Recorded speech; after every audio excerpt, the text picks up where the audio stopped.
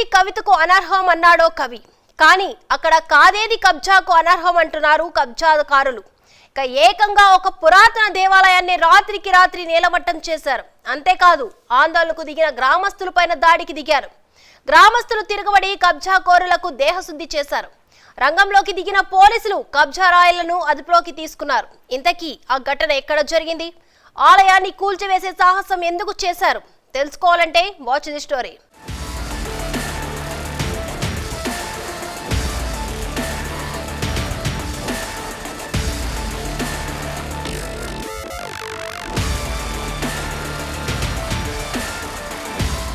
తిరుపతి జిల్లా చంద్రగిరి నియోజకవర్గం తిరుచానూరు పరిధిలోని దామినేడు గ్రామంలో భూ కబ్జాదారులు రెచ్చిపోయారు. భూ వివాదాల నేపథ్యంలో స్థానికంగా ఉన్న కృష్ణమూర్తి నాయుడనే వ్యక్తి నాగులమ్మ ఆలయాన్ని నేలమట్టం చేశారు. కొద్ది రోజుల క్రితం ఓ కాలనీనే భూ కబ్జాదారులు నేలమట్టం చేశారు. అంతటితో ఆగకుండా 3 రోజుల క్రితం ఓ ఆలయాన్ని కూడా కూల్చేశారు.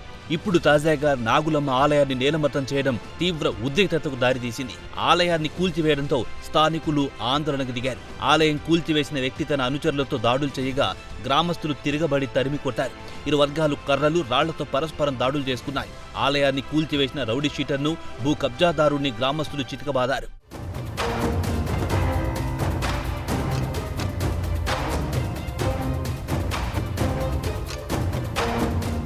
నాగులమ్మ ఆలయం ఉన్న స్థలం మొత్తం 22 ఏలో ఉంది. గత ప్రభుత్వంలో ఈ స్థలం మాజీ మంత్రి పెద్దిరెడ్డి రామచంద్రారెడ్డి అనుచర వర్గం చేతిలో ఉన్నట్టు సమాచారం.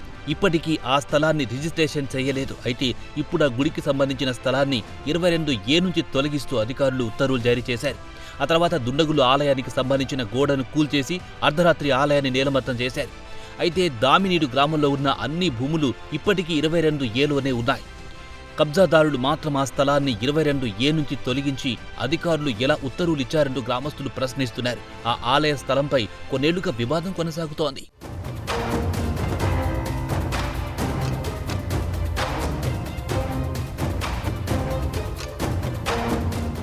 పెద్దిరెడ్డి సన్నిహితుడు కృష్ణమూర్తి నాయుడు ఇదంతా చేయిస్తున్నారని గ్రామస్తులు ఆరోపిస్తున్నారు. 100 సంవత్సరాల నుంచి ఉన్న గుడి తమది అంటూ కబ్జాదారులు బెదిరిస్తున్నారని గ్రామస్తులు చెబుతున్నారు. 26 మంది రైతులు కలిసి గుడి నిర్మించారని, తిరుచానూరు, దామినీడు గ్రామస్తులు ఎన్నో ఏళ్లుగా పూజలు చేస్తున్నామని వారు పేర్కొంటున్నారు.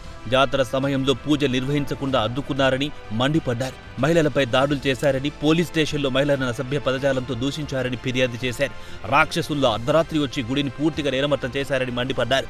ఈ ఘటనపై ముఖ్యమంత్రి చంద్రబాబు నాయుడు, డిప్యూటీ సీఎం పవన్ కళ్యాణ్ స్పందించి తమకు న్యాయం చేయాలని దామినీడు గ్రామస్తులు కోరుతున్నారు.